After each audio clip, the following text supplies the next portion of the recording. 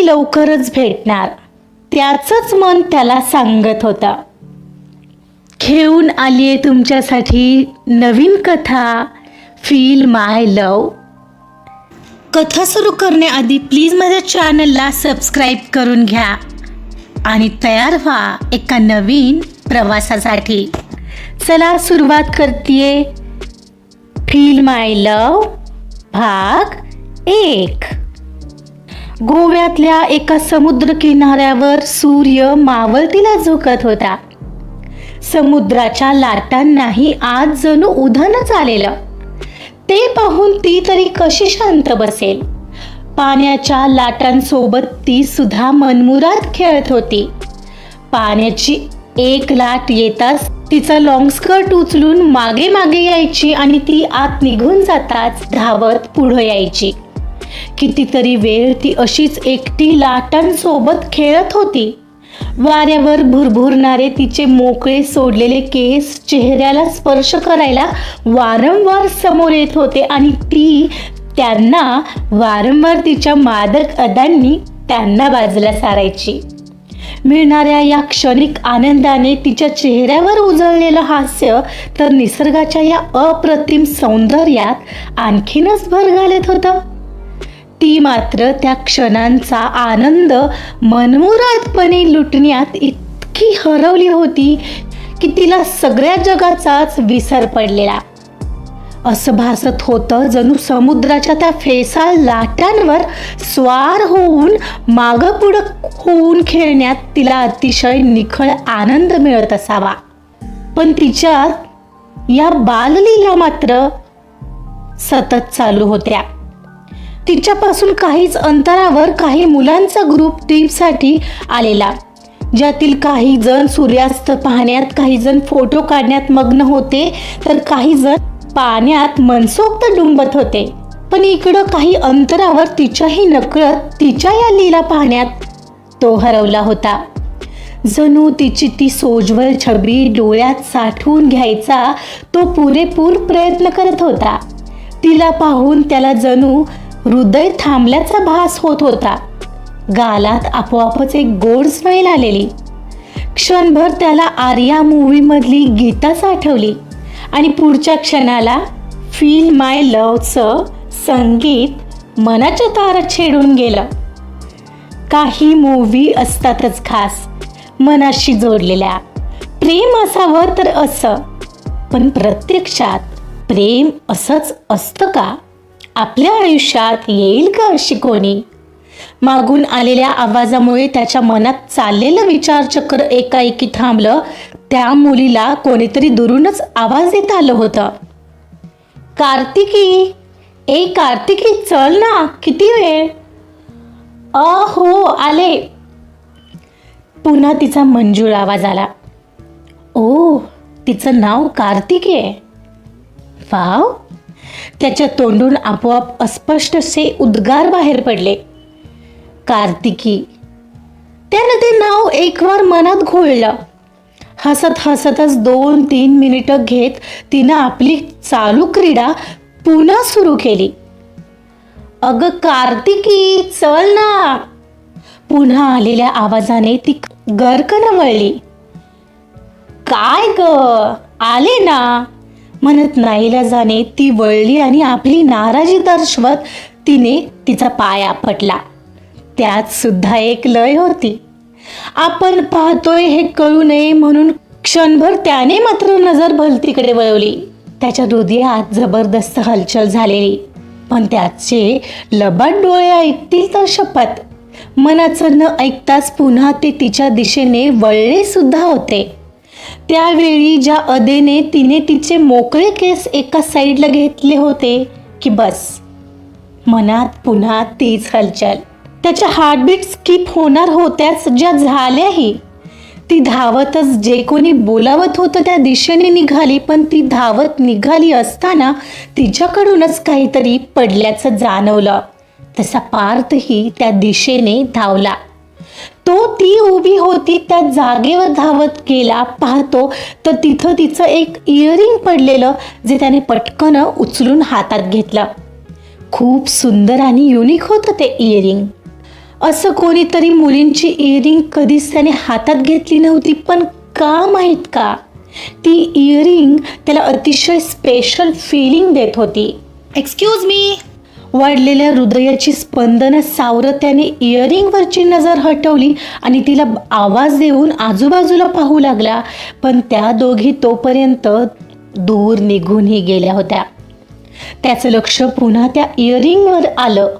हातात समोर धरलेलं ते इयरिंग वाऱ्याच्या झोताने खूप छान हेलकावे घेत होतं आणि ते पाहताना जणू काही त्यासोबतच त्याचं हृदयही झोके घेत होतं.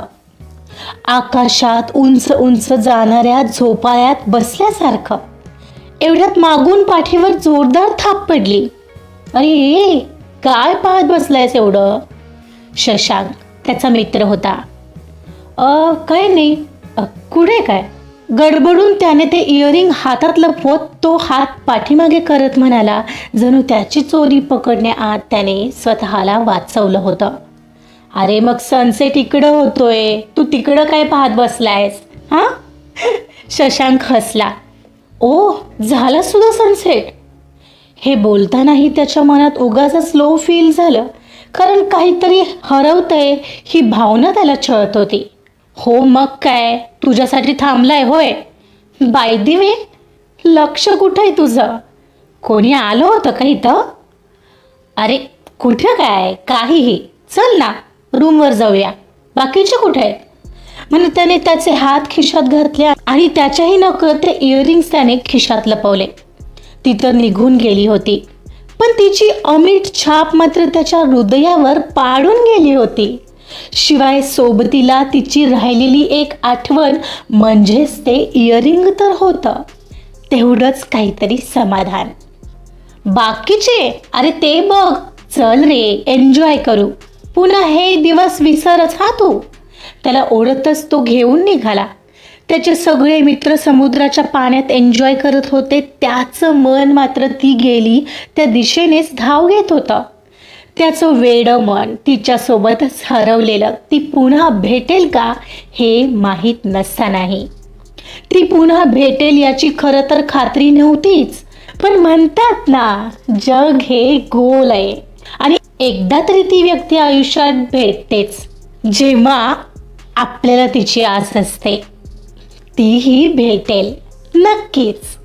एक वेडी आशा आणि एक वेडं स्वप्न माहीत नाही पूर्ण होईल का, पण या वेड्या मनाला कोण समजावणार? कोणीतरी भेटणार किंवा मिळणार तरच समोरच्यावर प्रेम करायचं हे तर सगळेच करतात, पण समोरची व्यक्ती मिळणार नसतानाही तिच्यावर प्रेम करत राहणं हे खरं प्रेम. 5 वर्षानंतर आज पार्थच्या घरात शिफ्टिंग चालू होतं आणि आई घरातल्या सामानाचं पॅकिंग करत होती. बऱ्यापैकी किचनचं आवरत आलेलं, पण पार्थची त्याच्या रूममध्ये बराच वेळ कसलीशी खुडबुड चालू होती. त्याचं नक्की काय चाललंय पाहायला त्याची आई त्याच्या रूममध्ये डोकावली. पाहते तर चार वेळा तो कपाटाचे सगळे ड्रॉवर्स चेक करत होता. मध्येच वैतागून थांबायचा आणि वैतागून केसात हात घालायचा. पार्थ, काय रे, काय शोधतोयस एवढं? अगं ते तो इयरिंग बोलणार होता, पण त्याचे पुढचे शब्द हवेत विरले. काय आता बोलणार आहेस का? काय? अगं ते हे आपलं इंक पेन ते नाही का, तू ते मला 10वीला भेट दिलं होतंस. इंक पेन ते कधीच फेकून दिलं मी. ते कशाला पाहिजे पण आता तुला? हो का? ओ मला माहीतच नव्हतं, विसरलो बहुतेक. तो कसा तरी हसला. अरे पण आता तुला ते घेऊन काय करायचंय? पार्थ, जा ना आवर. अरे आता ट्रान्सपोर्ट येईल इतक्यात, आपलं आवरून व्हायला नको का? आई ओरडली. हो आवरतो, तू जा ना, किचनचं बघ, मी बघतो ही रूम, म्हणत त्याने आईला पिटाळलं. पण त्याचं मन त्या इयरिंगमध्ये अडकलेलं ती सापडत नव्हती. तोपर्यंत त्याला चैन पडणंच शक्य नव्हतं. जवळची खूप महत्त्वाची गोष्ट हरवल्याची फिलिंग त्याला येऊ लागलेली आई जाताच त्याने त्याची शोध मोहीम पुन्हा चालू केली. काहीच वेळात त्याची बहीण पूजा त्याच्या रूममध्ये आली. दादा, दादा ऐक ना, मला हे इयरिंग मिळालंय, पण एकच आहे, दुसरं सापडत नाही आहे रे. तूच आणलं असशील ना माझ्यासाठी? सांग ना दुसरं कुठं आहे? किती सुंदर आहे हे, मला तर खूप आवडलंय. पूजा, याला तू हात का लावलास? तो रागावरत तिच्या जवळ येत म्हणाला. हां म्हणजे काय म्हणायचंय तुला? म्हणजे ते आधी माझ्याकडे दे. अरे पण का? अरे माझ्यासाठीच आणलेस ना, मग दे की मला. ती तिचा हात मागे लपवत म्हणाली. पूजा, ते इयरिंग मला मुकाट्याने दे. अरे तू मुलगा आहेस, तुला कशाला हवंय हे? ओ हां, आत्ता आलं लक्षात. याचा अर्थ दादा तुझी गर्लफ्रेंड आहे, राईट ना? कोण आहे आता सांगच. आईला माहिती आहे का सांगू तिला? थांब थांब थांब, सांगतेच आता. म्हणत ती त्याच्या रूममधून धावतच हॉलमध्ये गेली. पूजा, तू माझं डोकं खाऊ नकोस हा. हे नसलेला भाग मी कशाला खाऊ? आई, हे पाहिलंस का? लवकर सांग, नाही तर तिला मला सांगावं लागेल. हा, हे सांगावं लागेल की तू आमच्यापासून लपवलेस. सांगू? ती त्याला धमकावत बोलत होती तसा त्याने डोक्यावर हात मारून घेतला. पूजा मूर्ख, तू समजतेस तसं काही नाहीये, बावळट. तो तिचा एक हात पकडत म्हणाला आणि दुसऱ्या हाताने तिच्या हातातील ते इयरिंग मिळवण्याचा प्रयत्न करू लागला. मग कसं आहे? आणि मग कशाला हवंय हे? आणि मी समजते माझ्यासाठी आणलंय. ती त्याला ते देतच नव्हती. काय ग, कशाला ओरडतेस? काय दाखवायचंय? इथं एवढा पसारा पडलाय एकतर, आणि काय चाललंय तुम्हा दोघांचं? पार्थ, आवरलीस का तुझी रूम? नाही. काय बोलावं हे न समजून त्याने पूजाकडे पाहिलं. काय दाखवू का? पूजा पार्थकडे पाहत पुटपुटली. त्याने मात्र किंचितच डोळे मोठे केले. काय लावलंय तुम्ही दोघांनी? पार्थ, तू तिच्या नादी नको रे लागूस. जा बरं, आवर तुझी रूम. हो जातोय. चल तूही माझी मदत कर. म्हणत त्याने तिला तसंच हाताला धरून ओढत त्याच्या रूममध्ये आणलं. त्याची तिच्या मनगटावरील पकड अधिकाधिक घट्ट होत होती. तसा तिला त्रास होऊ लागलेला. दादा, अरे हात सोड, दुखतोय माझा हात, ती म्हणत होती. पण त्याने तिचा हात काही सोडला नाही आणि त्याच्या वाढणाऱ्या प्रेशरमुळे तिच्या हाताची मूठ आपोआपच सुटली. तिच्या हातातली इयरिंग सुटली. तेव्हाच त्याने तिचा हात सोडला आणि मग जिंकल्याच्या आविर्भावात तिला म्हणाला, जा जा, आता जरा काम कर. पण दादा, दिस इज नॉट डन. आता मी आईला नाही सांगितलं तर बोल. जा ग, तुला नाही घाबरत मी. हट. म्हणून तिच्यासमोर तो नाचू लागला. तसा तिने तिथेच त्याचा साईडला ठेवलेला त्याचा मोबाईल उचलला आणि त्याच्यासमोर नाचवत म्हणाले, बरं आता घाबरशील ना? तिचा नंबर शोधूनच देते आईला, मग बस ओरडत. ती लगेचच धावत बाहेर निघून गेली. आधी शोध हा, मग दाखव. आणि नंबर मोबाईलमध्ये मिळायला तो असायला तरी हवा. आणि मिळाला तर मला पण सांग हा.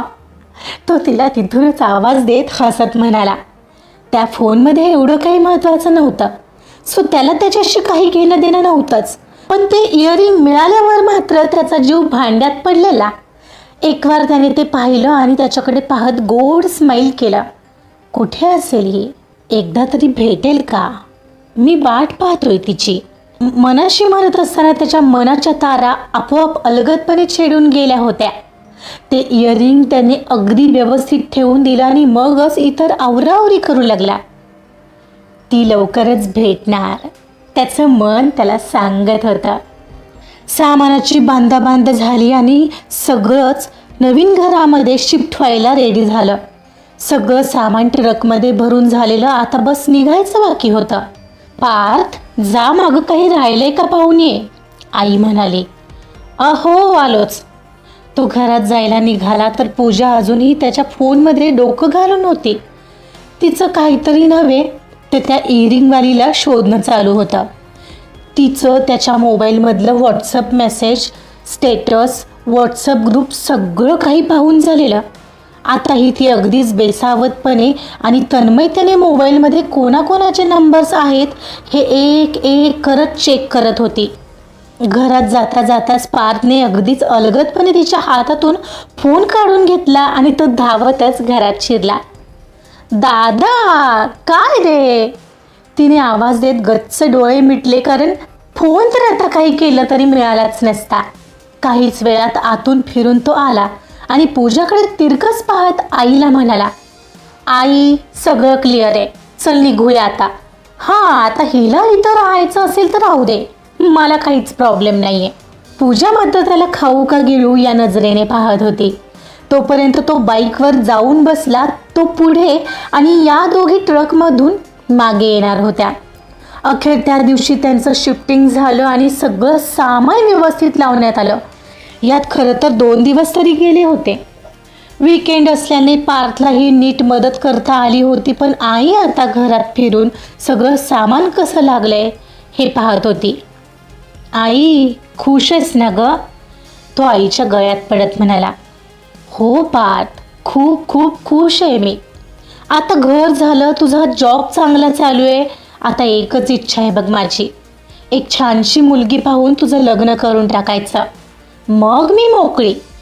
एक काय ग तुझं, मला इतक्यात नाही लग्न करायचं आहे. का रे? आणि मग घरात कोण मला मदत करणार? मी एकटी असं किती दिवस काम करायचं? आता तर आपलं घरसुद्धा पहिल्यापेक्षा मोठं आहे. ते काही नाही, मला आता छानशी सून हवी आहे. तू फक्त हो बोल. पार्थ, आपण पाहायला सुरुवात तर करूया ना. हे आई, अगं थोडं थांब ग. आणि कामाला आहेत त्यांना कामाला लाव ना. ही कशाला आहे? तिला घे ना मग तिला. बघ कशी आरामात बसत असते. लग्न झाल्यावर ही अशी वागणार आहे का? दादा, तू ना माझी काळजी करू नको. आणि आई, मला चांगलंच माहिती आहे हा आता का लग्न करत नाही आहे. सांगू का रे? हां, ती म्हणाली तसं त्याने डोळे मोठे करून तिच्याकडे पाहिलं. का करत नाही आहे? मला तरी सांग, काय आहे ते जरा मलाही कळू दे. पार्थ, काय बोलते ही? आई, तू कोणाकडे लक्ष देतेस? ही शहाणी आहे का? अगं, कोणीतरी इयरिंगवाली आहे, पण सांगत नाही आहे कोण आहे ती. मी काल मोबाईलमध्येही शोधली, पण बहुतेक सांगायचंच नाही आहे आपल्याला. तू जरा गप्प बसणार आहेस का पूजा? पार्थ, कोण आहे रे ही? मला सांगितलं नाहीस. आणि तुला कोणी आवडत असेल तर सांग ना, मला चालेल. शेवटी तुझ्या आनंदात आम्हीही खुश असू. बघ ना, काय माहीत असं का करतोय, आपल्याला सांगायचं नाही बहुतेक. पूजा, तू ना आता मार खाशील माझा. आई, तिच्याकडे नको लक्ष देऊ, असं कोणी नाही आहे. आणि असं तरी तुला सांगितलं नसतं का? बघ हा पार्थ, माझ्यापासून काहीही लपवणार नाही आहेस. अगं हो आई, नाही लपवणार. आणि तुझ्यापासून का लपवेन? ती खोटं बोलते ग. मी खोटं बोलत नाही आहे, तोच खोटं बोलतोय. त्याच्याकडे ना एक इयरिंग आहे कोणाची तरी.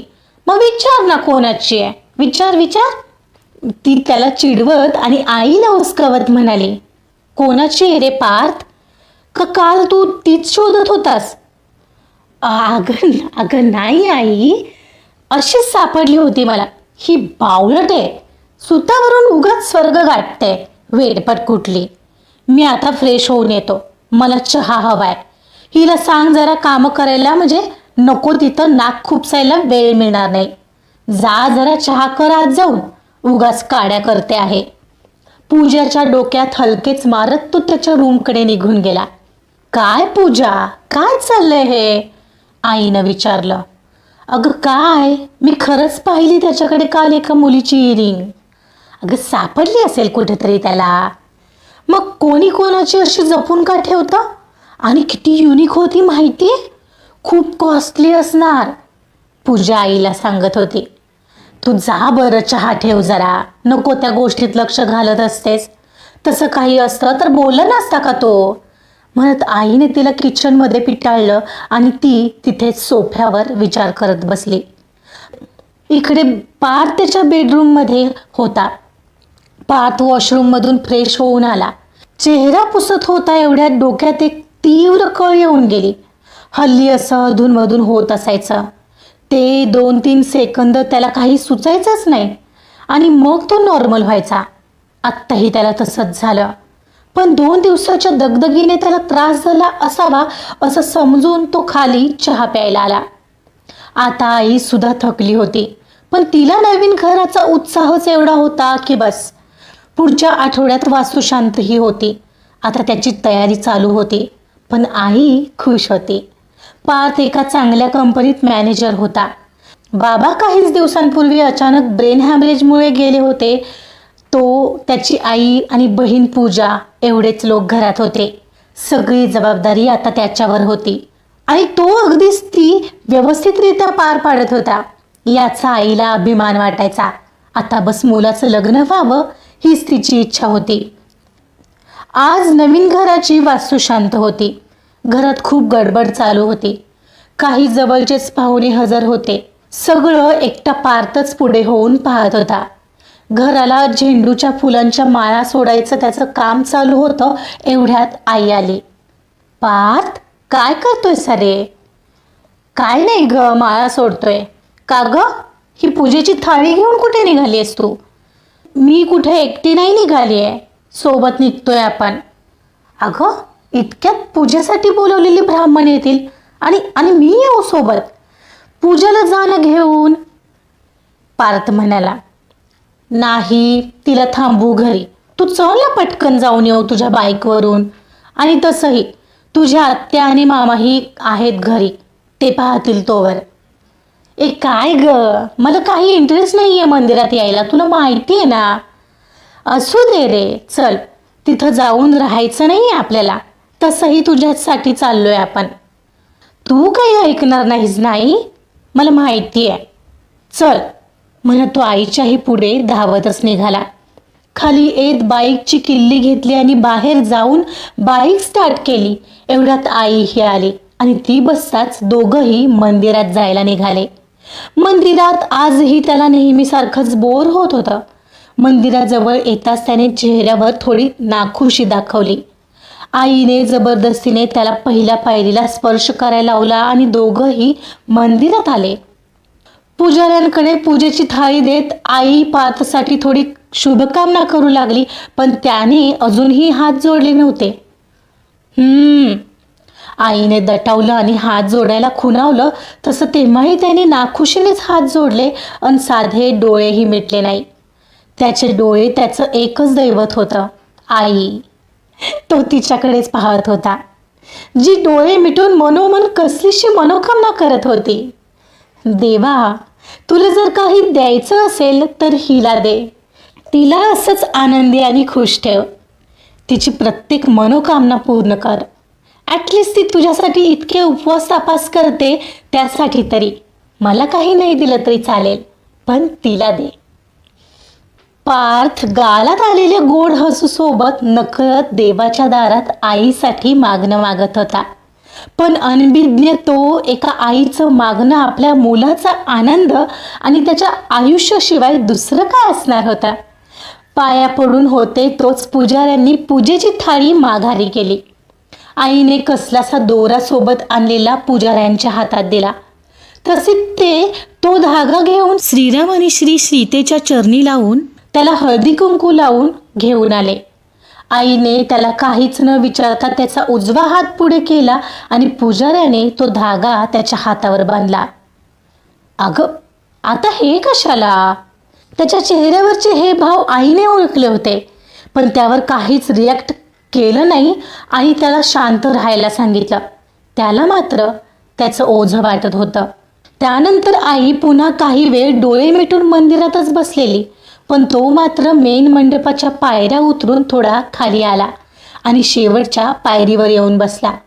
हातातला तो लाल पिवळसर धागा थोडा वैतागून थोडा उपहासाने पाहत होता. कारण आई एवढं देवाचं करते तरीही बाबा ज्या परिस्थितीत गेले आणि त्याचा तिला झालेला त्रास त्याने जवळून पाहिलेला आणि याचाच राग तो देवावर काढत होता. एवढ्यात कार्तिकी बेटा, अगं तिथं काय थांबलीस, इकडे तर ये. एक आवाज त्याच्या कानावर पडला.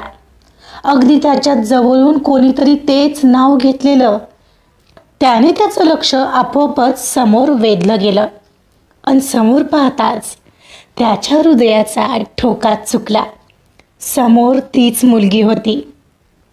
तो त्याच्याही नकळत उठून उभा राहिला.